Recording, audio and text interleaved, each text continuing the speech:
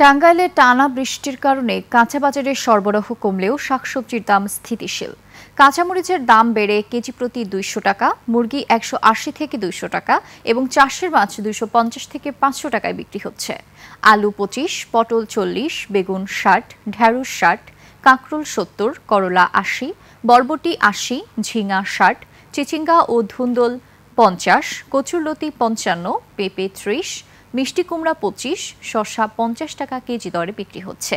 এছাড়া কচু প্রতি পিস ৬০, লাউ ৫০ টাকা ও কাঁচা কলা প্রতি হালি ৩০ টাকা দরে বিক্রি হচ্ছে। আর বিভিন্ন শাক বিক্রি হচ্ছে ৩০ থেকে ৪০ টাকা কেজি। এছাড়া ধনেপাতা ২০০ টাকা, টমেটো ১২০ টাকা, গাজর ১৩০ টাকা কেজি বিক্রি হচ্ছে। চিনিগুড়া চালের দাম ২ সপ্তাহে বস্তা প্রতি ৫০০ টাকা বেড়ে কেজি ১২০ থেকে ১৩০ টাকা হয়েছে।